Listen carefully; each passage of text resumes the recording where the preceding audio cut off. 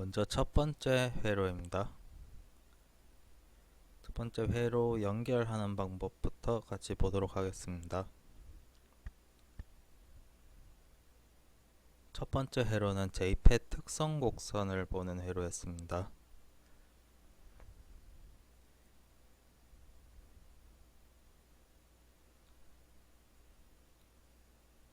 다리는 드레인, 소스, 게이트 순서로 되어 있습니다.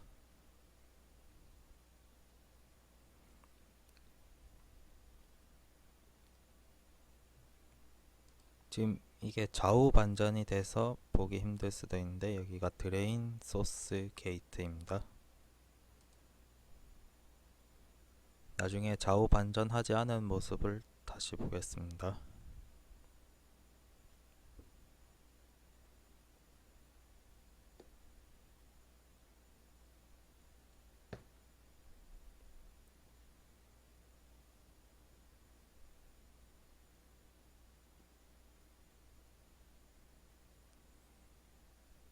드레인 쪽에 100옴을 연결했습니다.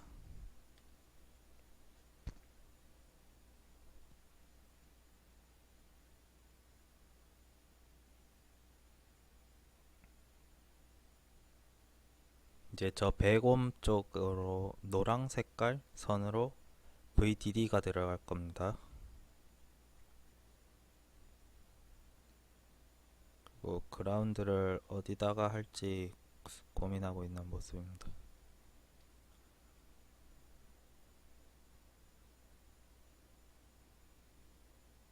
그리고 저쪽 가려졌는데 이제 게이트 쪽에도 선을 하나 달아서 VGS랑 VDS를 공급할 겁니다. 지금 잡고 있는 게 VDS, 그리고 반대쪽에 지금 잡는 게 VGS입니다.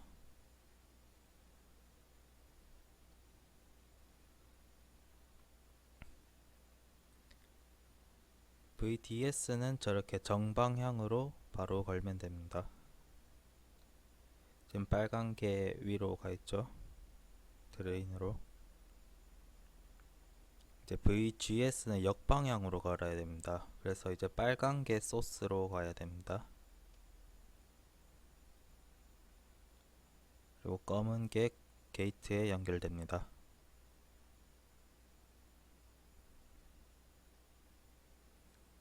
가까이서 보면 이렇습니다.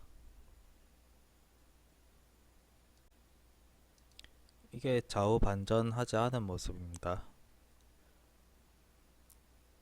이제 VDS를 측정할 겁니다. VDD를 계속 높이면서 VDS 변화를 봅니다. VGS는 0V로 고정입니다.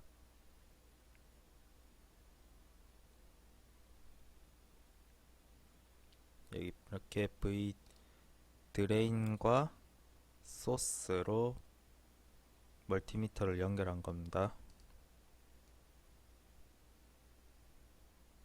그래서 DC 전압으로 선택을 하고 이제 VDD를 0.1씩 올릴 겁니다.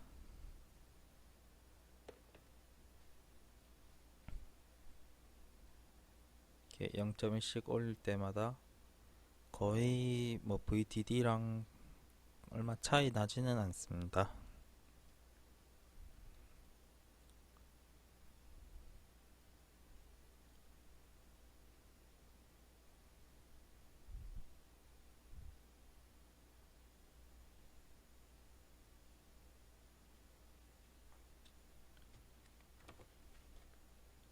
이렇게 책에서는 2V씩 증가시키면서 뭐 하라고 했는데 우리는 0V부터 1V까지는 0.1씩, 그리고 5V부터 20V까지는 5V 단위로 올려서 측정할 겁니다. 그러니까 결과 레포트에 사진이 0.1일 때, 0.2일 때 쭉쭉쭉 해서 1V일 때까지 하고 5V부터 그리고 10V일 때, 15V일 때, 20V일 때 이때 사진이 있어야겠죠. 거의 VDD랑 크게 차이 나진 않습니다.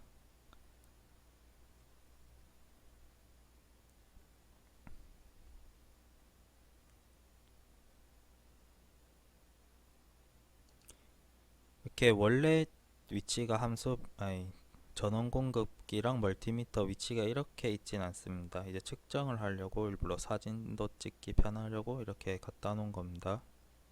이젠 전류 측정입니다. 전류 측정은 너무 실수를 많이 해서 안 하려고 하다가 이 실험에서는 이 전류 측정이 없으면 아무것도 못해서 전류 측정도 하도록 하겠습니다.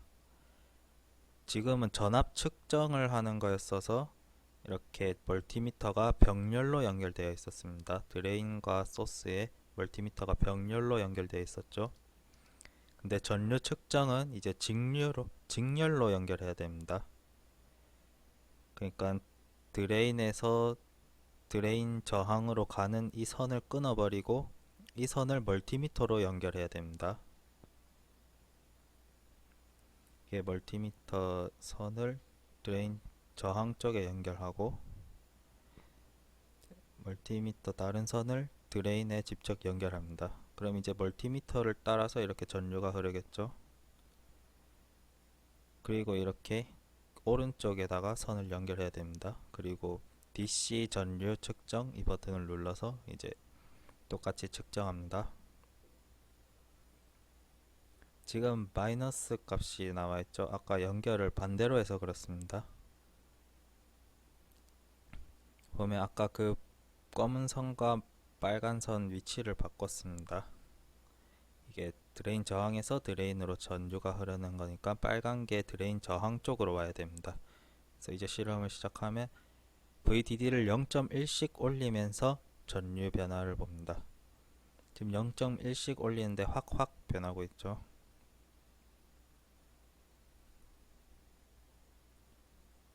그러다가 이제는 좀 변화가 약해졌습니다. 그러니까 지금 핀치 오프 전압을 지나간 것입니다.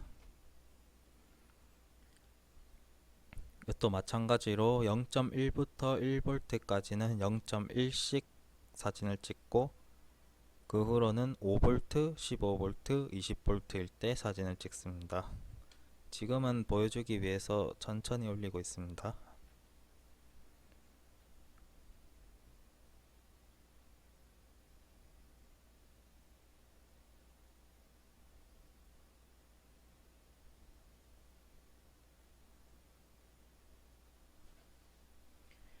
이렇게 20V까지 계속 올립니다.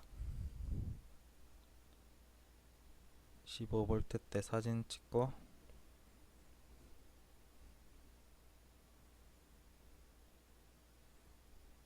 20V일 때 또 사진을 찍습니다.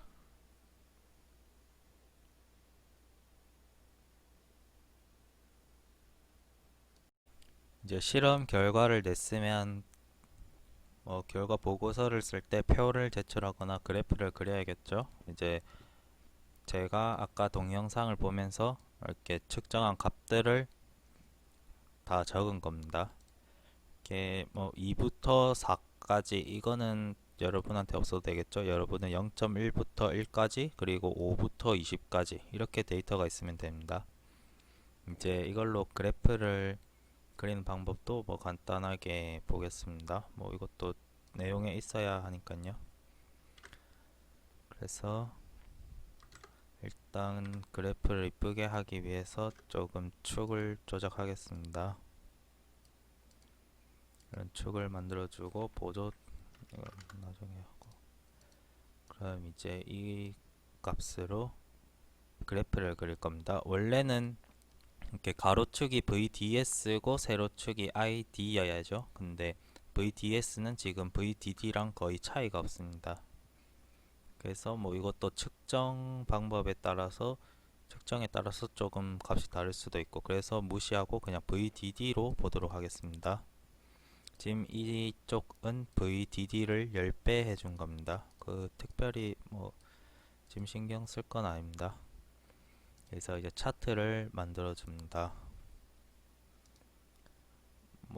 제가 보기에는 꺾은 선이 보기 좋을 것 같습니다. 그래서 차트를 만들었죠. 여기서 일단 이 숫자들은 이제 X축으로 가야겠죠. 그래서 얘네를 X축으로 만들어줍니다. 이렇게 가로축을 이 X축으로 했고, 그럼 이렇게 나옵니다. 근데 이거 간격이 안 맞죠? 여기는 1부터 뭐 1씩 올라가고, 여긴 10씩 올라가고, 50씩 올라가고, 100씩 올라가고, 그런데 전혀 안 맞습니다. 그러면 이거 X축을 뭐 클릭해서라든가, 이게 없네. 그러면 여기 X축을 더블 클릭해 줍니다. 그러면 이렇게 축 서식이 나옵니다. 축 서식에서 이걸 눌러서 축 옵션에서 축 종류를 자동으로 되어 있을 겁니다. 이거를 날짜 축으로 바꿔줍니다. 그럼 이렇게 이제 좀 거리가 대강 맞죠? 이제 여기서 이 X축 이거는 이제 볼 필요가 없습니다. 너무 눈금도 이상하고 좀 왔다 갔다 합니다. 이게 대충 뭘 의미하는지는 알겠죠? 이게 0.1, 뭐 0.8, 0. 그러니까 1.5 뭐 이런 겁니다. 이거는 일단 필요 없으니까 지금 선택된 상태에서 델리트 키를 눌러서 지워줍니다. 이렇게 이제 X축이 없어졌죠. 여기서 그럼 또 보기 좋게 뭐 하려면 X축을 하나 만들어 줍니다.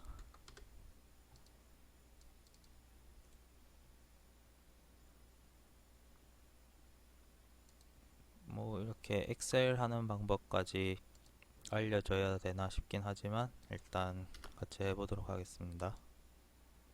그래서 이 0들을 계열값으로 넣습니다. 그럼 이렇게 같은 눈금으로 나왔죠. 여기서 이제 뭐 여기 이렇게 표시가 되는 이어주는 선이 있으면 좋겠죠. 그러면 이제 오차막대를 넣어줍니다. 이제 다시 이 플러스를 눌러서 오차막대를 추가해주고, 이제 오차막대를 더블 클릭하면 이렇게 오차막대 서식이 나옵니다. 오차막대 서식에서 이렇게 세로 오차막대에서 모두가 아니라 음의 값으로만 해주고, 이렇게 오차량은 사용자 지정으로 합니다. 사용자 지정에서 양의 오류값은 없애주고 음의 오류값은 이 값들로 해줍니다. 그렇게 하면 너무 많이 내려왔네. 지금 이걸 보면 아마 데이터 선택에서 이 첫 번째 계열, 이 계열에서 아마 지금 C1이 들어가서 그럴 겁니다. C1 ID라는 이름을 지우고 이제 C2부터 시작하게 합니다. 이렇게 이쁘게 나왔죠. 여기서 데이터 레이블을 추가한다거나 하면 이제 데이터 레이블, 그러니까 이 밑에 있는 이 표식들이 다 데이터 레이블입니다. 이 두 번째 계열의 데이터 레이블을 선택했습니다. 여기서 데이터 계열 서식, 데이터 레이블 서식, 데이터 레이블 서식을 들어갑니다. 그럼 이제 위치를 오른쪽이 아니라 아래쪽으로 해주면 우리가 아는 그래프랑 비슷하죠? 여기서 이제 값이 아니라 항목 이름으로 해줍니다. 없어졌네. 아까 값을 먼저 지워버려서 없어졌습니다. 다시 데이터 레이블 서식으로 들어갑니다. 그래서 아래쪽에 항목 이름으로 합니다. 항목 이름에 값을 없애고 하면 이렇게 아까 우리가 본 이 값들로 나오겠죠. 그래서 뭐 지금은 숫자가 너무 겹쳐서 이렇게 안 보이기는 합니다.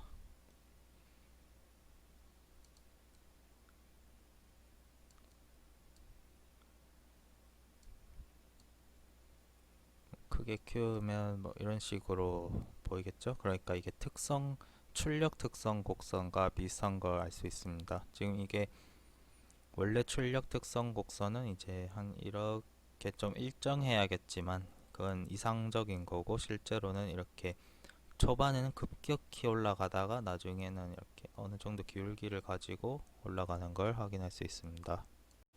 차트 만드는 방법은 이렇게 할 수 있다는 것을 보여준 겁니다. 꼭 이렇게 해야 될 필요는 없고, 본인이 뭐 더 좋은 방법이 있으면 더 이쁘게 해서 오면 됩니다. 이제 차단 전압 측정입니다. 아까는 VDD를 20V까지 올리고 끝났었죠. 이제 VDD는 20V인 상태에서 VGS를 올리면서 전류 변화를 볼 겁니다.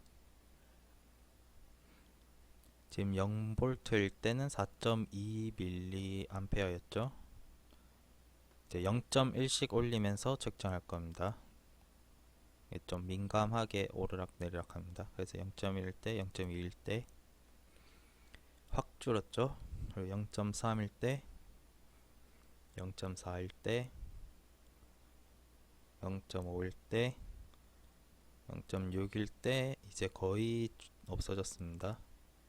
0.7부터는 이제 계속 0인 거를 확인할 수 있습니다. 그러니까 차단 주파수가 0.6에서 0.7 근처 정도 되겠죠.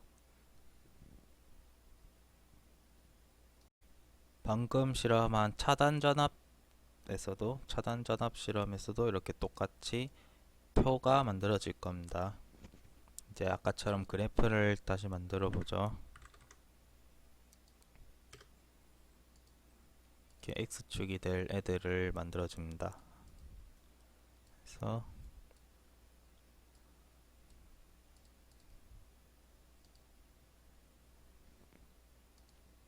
또 똑같이 꺾은 선으로 하겠습니다.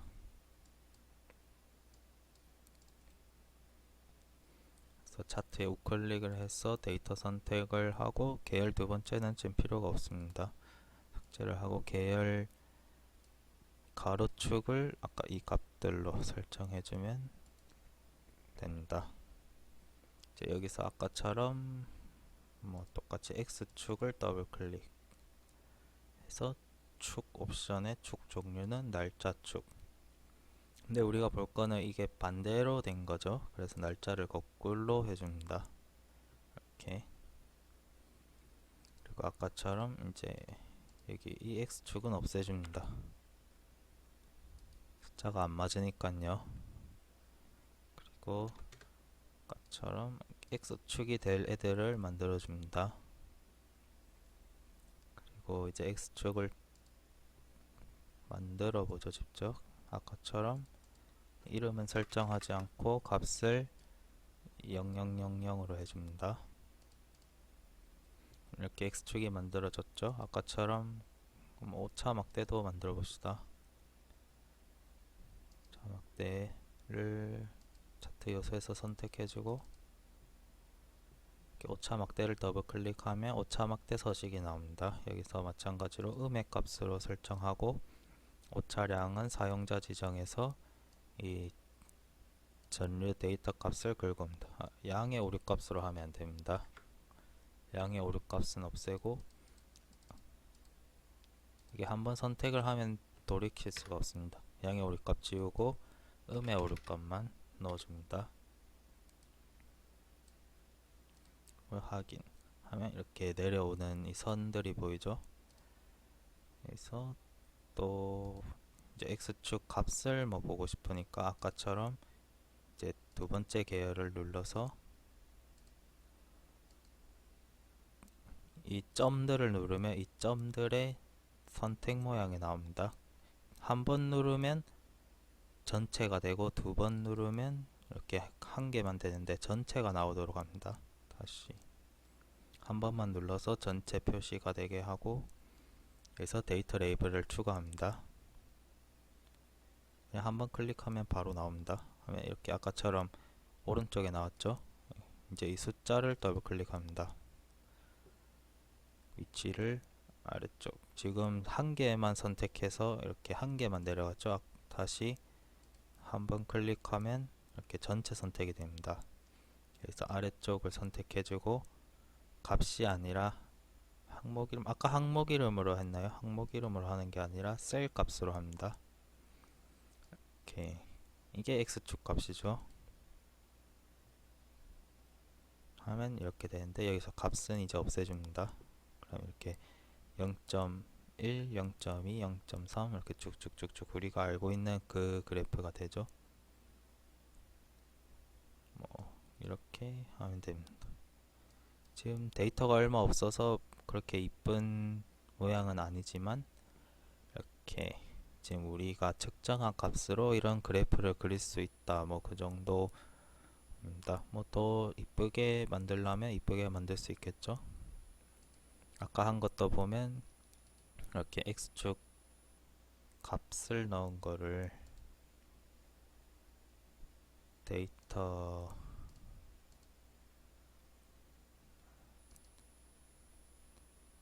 레이블을 항목 이름이 아니라 셀 값으로 하면 이 값들을 넣을 수가 있죠. 대신에 얘네는 0.1 이런 것 때문에 더 겹쳐서 더 안 보일 겁니다. 하여튼 뭐 이런 그래프를 얻을 수 있습니다. 이제 첫 번째 실험은 끝났고 두 번째 실험 증폭기 회로를 만들기 위해서 일단 회로 연결하는 동영상을 보겠습니다.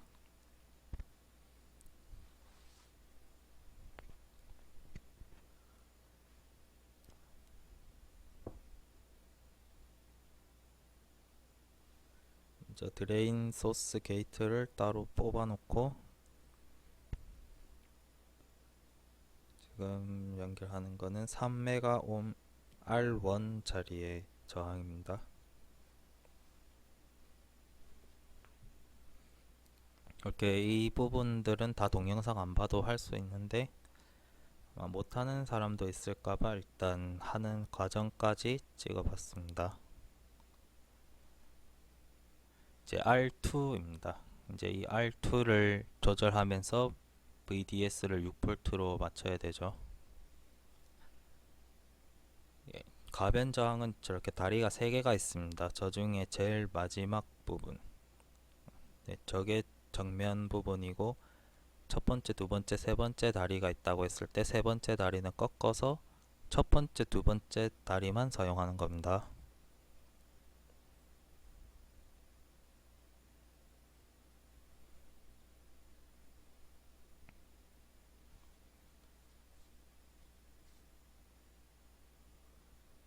지금 저건 잠깐 잘못 연결한 겁니다. 신경 안 써도 됩니다. 이제 연결할 게 드레인 저항입니다. 33koh짜리 드레인 저항을 연결했고 이제 드레인 부분과 연결할 겁니다. 이렇게 드레인과 33koh을 연결했습니다.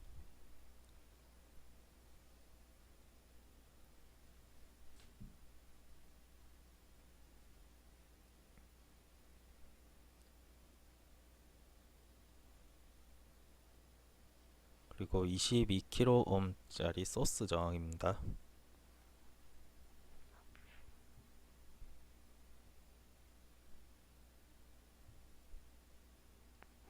소스 저항과 소스를 연결했죠. 그리고 이제 소스 저항은 그라운드로 연결돼야 돼서 그라운드를 저쪽 가로 세로선으로 연결해서 정했습니다.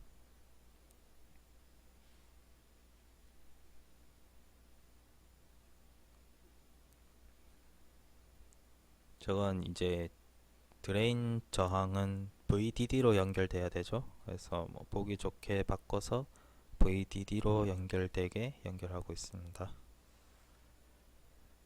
쪽 왼쪽에 있는 R1도 VDD로 연결해야 되니까 다시 자리로 옮겨서 VDD로 연결했습니다.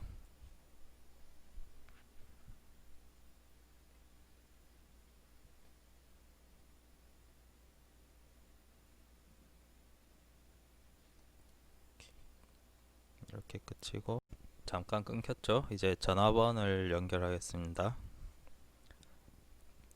지금은 아직 VS와 RS를 제외하라고 했기 때문에 바이패스 커패시터만 달고 커플링 커패시터 C1, C2랑 RL을 연결하지 않았습니다. 지금 보면 R2 가변장 R2에 그라운드로 연결이 안 돼 있어서 먼저 그라운드로 연결했습니다. 이러면 이제 회로 연결은 끝났죠. 지금은 VDS가 6V가 되도록 R2를 조절할 거라서 이제 신호는 따로 연결하지 않았습니다. 신호와 부하는 연결하지 않았고 그냥 VDS를 측정할 준비만 하고 있습니다. 지금은 VDD를 연결한 모습입니다. 지금 VDD 15V가 연결됐죠. 이제 이 가변장을 돌려보면서 VDS를 측정하고 6V가 되는 가변장 값을 찾을 겁니다. 아까 이론값에서는 775kΩ이 나왔죠. 이게 실제로 해보면 다를 수가 있습니다. 이게 측정이 정확하지 않은 게 제일 크지 않을까 싶네요. 자리마다 다 다르게 나올 것 같습니다. 지금은 5V가 나온 상태입니다. VDS가 5V가 나왔습니다. 지금 맨 끝으로 돌려놔서 1메가옴이라서 5V 정도 나왔고 조금씩 왼쪽으로 돌리면서 저항값을 낮춰 볼 겁니다. 저렇게 돌리는 거는 바구니 안에 다 있을 겁니다.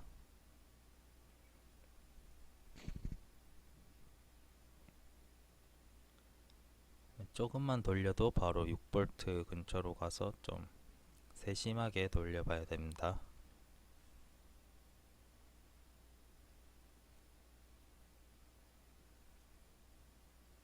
한 이 정도로 6V 나왔다고 볼 수 있습니다. 그럼 이제 이때 가변저항 값을 한번 측정해 봐야겠죠. 이제 저항 측정은 전압 인가가 안 돼 있을 때 측정해야 됩니다. 그래서 그냥 아예 따로 빼서 측정을 해 보도록 하겠습니다.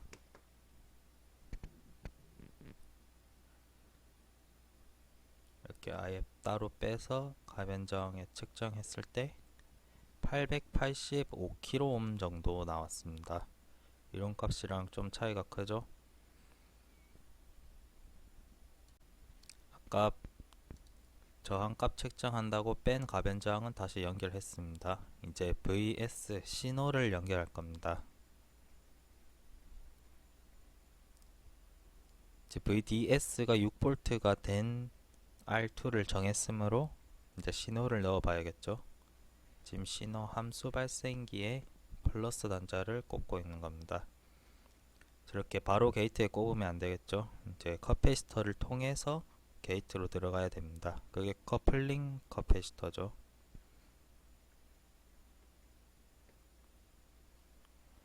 커플링 커패시터 때문에 AC 값만 게이트로 전달할 수 있습니다.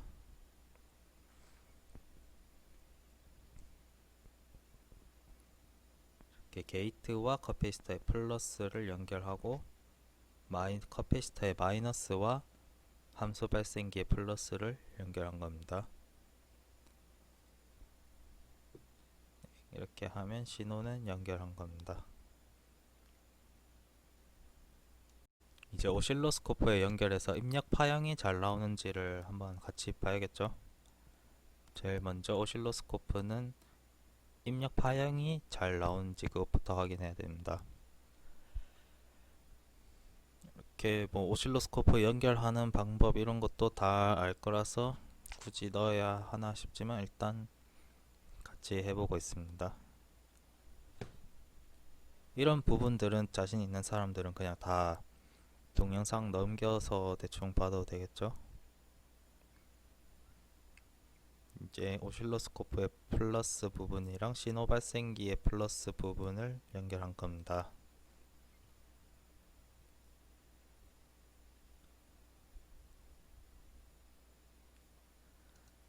지금 보면 함수 발생기에 주파수는 5kHz, 5kHz 넣으라고 했으므로 잘 제대로 했죠. 근데 지금 진폭을 10mm 피크 투 피크 볼트로 넣었습니다. 지금 책에서는 100 피크 투 피크라고 했는데 10 피크 투 피크를 넣었습니다. 이거는 뭐 잘못한 게 맞긴 한데 이것만이 문제는 아닙니다. 지금 파형 출력이 잘 안되죠.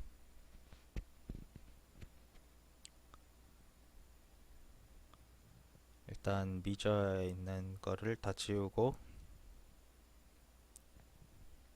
먼저 스케일을 줄여봤습니다. 스케일 줄였는데 여전히 출력이 안되죠. 일단 이제 그걸 제대로 100 밀리 피크 투 피크로 넣어봅니다. 그래도 뭐 거의 인식할 수 없습니다.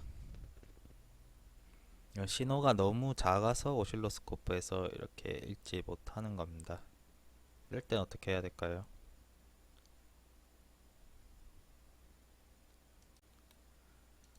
이럴 땐 먼저 이제 신호가 너무 작아서 그런 거니까 조금 큰 신호를 넣어줍니다. 큰 신호를 넣어주면 오실로스코프가 이제 제대로 읽죠. 이제 여기서부터 신호를 좀 줄여 나가는 겁니다. 처음에 한 200ml 정도로 줄였다가 이러면 잘 읽히죠. 이제 100ml 피크 투 피크로 넣습니다. 그럼 아까는 전혀 안 읽혔는데 이제 제대로 측정이 되는 게 확인이 됩니다. 그래도 너무 작아서 이렇게 지직거리긴 하죠. 이제 다시 이거 미저를 눌러서 최대값과 피크 투 피크 값을 측정해 줍니다. 이 커서로 선택할 수 있습니다. 하면 이렇게 이쪽에 표시되기도 하고 메뉴 오프를 누르면 이쪽에도 표시가 됩니다. 최대값과 피크 투 피크 값이 나옵니다. 우린 피크 투 피크 100을 넣었는데 지금 한 130 정도 나오고 있고요. 너무 작아서 뭐 그런 거니까 130인 건 신경 쓰지 않고 이제 출력 파형을 보도록 하겠습니다. 이제 두 번째 프로브를 연결해서 출력 단자에 연결해서 볼 겁니다. 일단 지금 RL을 연결 안 했기 때문에 뭐 커플링 커패시터도 연결을 안 했습니다. 지금은 일단 그래서 드레인 단자 출력 자체를 볼 거고요. 집게를 그라운드에 연결하고 이제 드레인 단자를 집어서 확인하고 있습니다.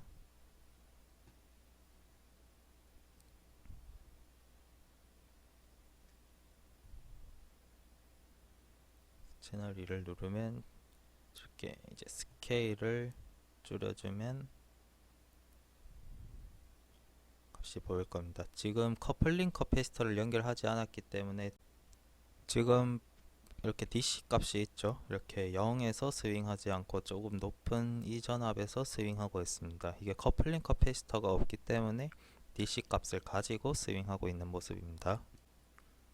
마찬가지로 이제 채널 2에 대해서도 최대값과 피크 투 피크 값을 측정하겠습니다.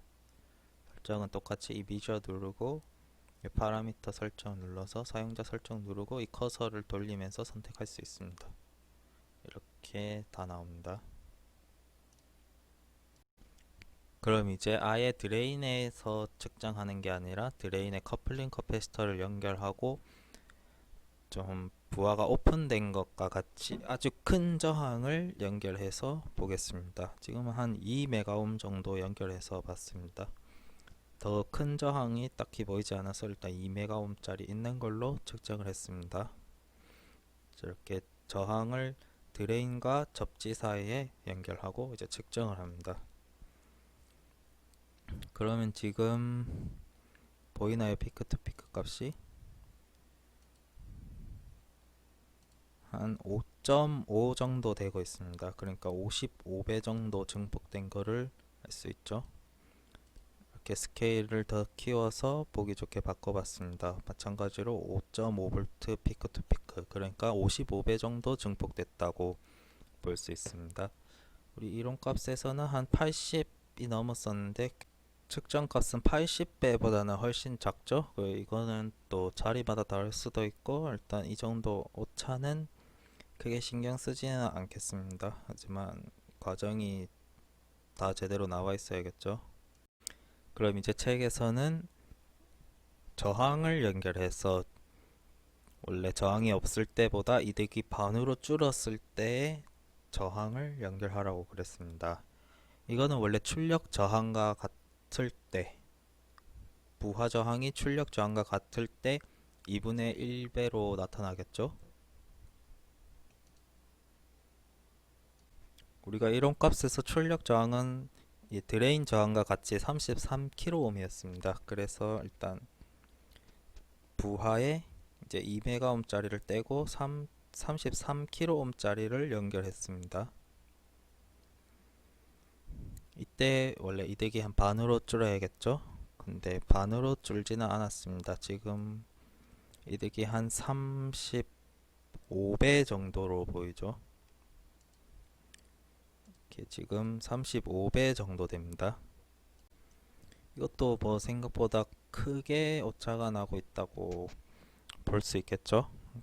제가 생각했을 때 이거는 오픈되어 있을 때, 부하가 없을 때 이득 자체가 너무 낮아서 뭐 이런 결과가 나오는 것 같습니다. 원래는 부하가 없을 때 이득이 그래도 한 70배, 80배는 나와야 되는데 아까 연결했을 때 너무 작았죠? 그게 문제인 것 같습니다. 그래도 일단 이득이 반이 될 때를 찾아봐야겠죠? 그래서 이제 아까 달았던 33kΩ을 떼고 가변저항을 달아서 이득이 반이 될 때를 찾을 겁니다. 이득이 오픈일 때 반이라면 한 28배 정도 되겠죠? 그래서 피크 투 피크가 2.8V가 되는 가변저항 값을 찾아볼 겁니다. 이렇게 마찬가지로 지금은 이제 500kΩ 가변저항을 달아봤습니다.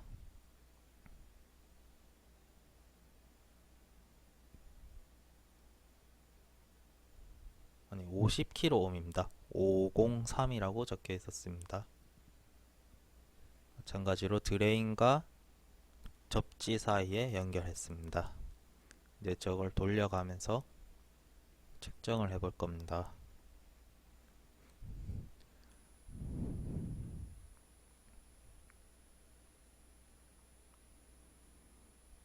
이게 각도 맞추기가 힘들더라고요. 그래서 이제 피크 투 피크가 지금 1.5입니다. 2.8이 되는 값을 찾을 겁니다. 너무 같죠? 여기서 한 이 정도 값을 생각했습니다. 2.7에서 2.8 정도면 오픈일 때에 비해서 반이라고 할 수 있겠죠. 이제 아예 떼버렸을 때 5.5 정도 나왔습니다. 그래서 이제 그 가변장 값을 이제 측정해 봐야겠죠. 아까 보였던 화면은 아닙니다. 자꾸 동영상이 자동 재생되는데 어떻게 끄는지 모르겠네요. 하여튼 이제 가변저항을 측정하는 부분입니다. 이제 연결하지 않고 그냥 귀찮아서 멀티미터 자체에다가 꼽아서 저항값을 측정해 볼 겁니다. 이렇게 연결했을 때 저항값은 18kΩ 정도 됩니다. 18kΩ이면 우리가 아까 생각했던 33kΩ보다는 많이 낮죠? 이게 한 반 정도로 낮나? 지금 그렇기 때문에 이게 원래라면 출력이 이득이 반이 된 때의 저항값이 출력 저항값이다. 이렇게 책에서 말하고 있습니다. 하지만 제 생각에는 이게 측정의 차이도 있고 하니까 꼭 이렇게 믿을 수는 없죠. 그러니까 직접 출력 저항을 측정하는 방법에 대해서 알아보겠습니다.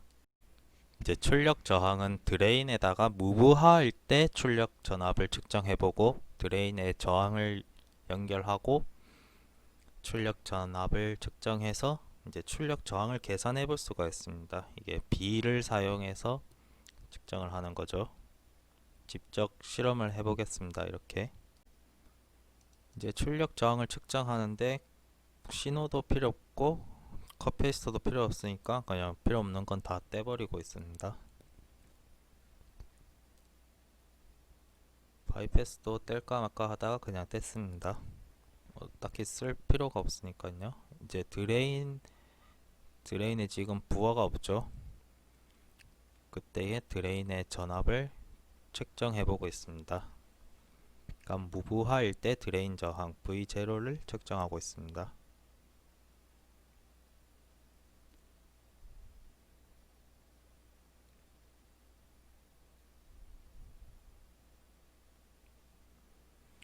그때 9.69 0.63 정도 나왔습니다.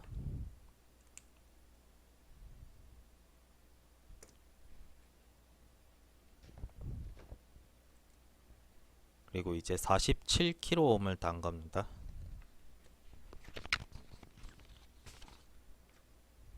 47kΩ 달았을 때 드레인의 전압은 이제 5.7V로 좀 감소한 거를 볼 수가 있죠.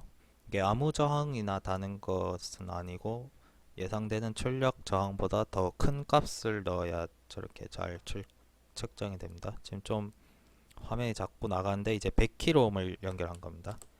108kΩ 정도였습니다. 이제 108kΩ 달았을 땐 7.4V 정도 나왔고 2메가옴을 달고 있습니다. 이제 훨씬 크죠. 2메가옴을 달았을 때 9.48V 정도 나왔습니다. 이제 계산을 해볼까요? 먼저 정리를 해보겠습니다. 아까 무부하일 때 드레인의 출력 전압은 9.63V 정도였습니다.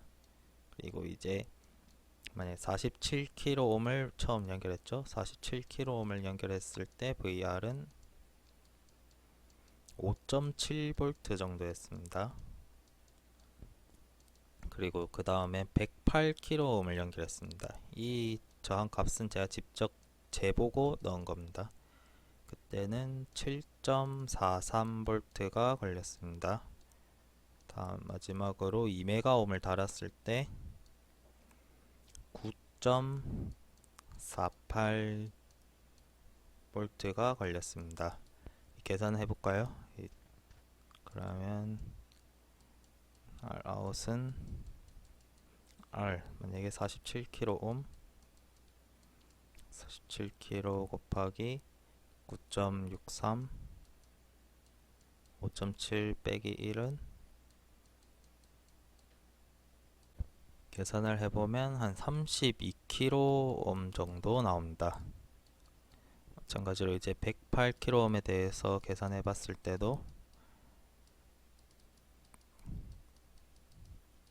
이렇게 특별히 다르지 않습니다. 이렇게 했을 때도 32kΩ 정도 나옵니다. 마찬가지로 2메가일 때 넣고 해도 뭐 이렇게 하면 한 31kΩ 정도 나옵니다. 즉 이게 다 약간 비슷하죠. 무슨 저항값을 넣어도 한 이 정도 나올 겁니다. 32에서 약간 조금 더 줄어들 겁니다. 그러니까 출력 저항이 32kΩ 근처란 거를 알 수가 있죠. 이거는 우리가 처음에 예상했던 RD 값과 아주 비슷합니다. 출력 저항 측정을 어떻게 하는지 모르는 사람이 엄청 많은데, 출력 저항은 그냥 출력단에다가 멀티미터를 꼽아서 바로 출력 저항 값을 재는 게 아니라 이런 식으로 출력 비를 사용해서 출력 저항을 확인해야 됩니다. 이제 입력 저항 값을 볼까요? 입력 저항은 뭐 크게 어렵지 않습니다. 이제 입력 저항은 이쪽 게이트로 가는 게 절연되어 있으니까 그냥 그대로 꼽아서 측정해 보면 됩니다. 지금 게이트랑 그라운드 사이를 잡고 잰 모습입니다. 다시 보면 지금 이게 게이트랑 요게 그라운드로 연결되어 있습니다. 그래서 게이트랑 그라운드로 입력 저항을 이렇게 들여다봤을 때 678kΩ 정도 나온다는 걸 확인할 수 있습니다. 이걸 3메가옴이랑 885kΩ, 아까 885kΩ이었죠. 이걸 두 개 병렬을 하면 뭐 이 정도 비슷하게 나옵니다. 그래서 입력 저항을 알 수 있었고요. 출력 저항도 아까 측정하는 방법을 가르쳐 줬습니다. 그래서 이것들이 결과 보고서에 들어가야겠죠. 책에 있는 실험 방법보다 더 간략하게 이렇게 하겠습니다. 실제로 의미가 있게 VGS는 0V로 두고 VDD는 일단 0부터 1까지는 0.1 단위로 증가시키면서 VDS를 측정합니다. 그리고 VDD는 이제 5V에서 20V까지 5V 단위로만 증가시키면서 VDS를 측정합니다. 마찬가지로 똑같이 해서 ID를 측정합니다. 이때 ID는 전류 측정을 할 때는 직렬로 연결해야 된다는 거 반드시 생각하고 하시기 바랍니다. 그리고 이제 다음으로는 VDD는 20V로 고정을 시키고 VGS를 증가시킵니다. 0에서 마이너스 1까지 0.1 단위로 감소시키면서 ID를 측정해 봅니다. 그러면 방금 실험으로 IDSS와 VGS 오프를 얻을 수 있습니다. 그 상태로 이제 증폭기 회로 실험을 합니다. 이제 이 그림처럼 회로를 연결하고 이쪽에 뭐 R 시그널 이런 거 있었는데 이런 거 다 없앱니다. 여기 1메가옴도 있었는데 그것도 있으면 안 됩니다. 없앱니다. 그러면 이제 회로가 이렇게 만들어지고 여기서 먼저 이 R 시그널, 이 신호 부분과 저항 부분을 연결하지 않고 먼저 VDS가 6V가 되도록 이 가변 저항 값을 조절합니다. 그럼 이제 가변 저항 값 조절해서 VDS가 6V가 잡혔으면 이제 신호와 신호만 일단 먼저 연결합니다. 신호를 연결해서 이제 이쪽 출력에 드레인 쪽의 출력이 증폭값 스윙이 얼마가 되는지 확인해 봅니다. 그리고 이제 저항을 연결해서 아까의 스윙의 반이 되도록 저항 값을 찾아봅니다.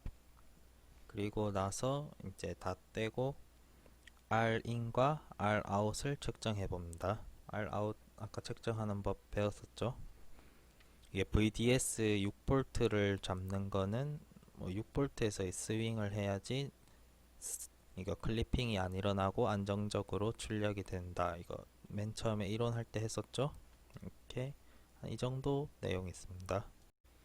요즘은 휴대폰이 좋으니까 아까 제가 했던 것처럼 그냥 아예 0.1씩 증가시키면서 동영상을 찍어서 천천히 하는 것도 좋은 방법인 것 같습니다. 동영상에서 캡처를 해서 뭐 표를 만들든 그렇게 해도 되니까. 일단 최대한 측정할 거를 줄여봤습니다. 이렇게 이번 강의는 동영상이 엄청 길어졌는데 뭐 설명할 것도 많고 실험 내용도 좀 어려워서 좀 길어졌습니다. 최대한 줄이려고 노력했고 동영상 보면서 뭐 그대로 따라 하더라도 할 수 있을 겁니다. 이상입니다. 수고하셨습니다.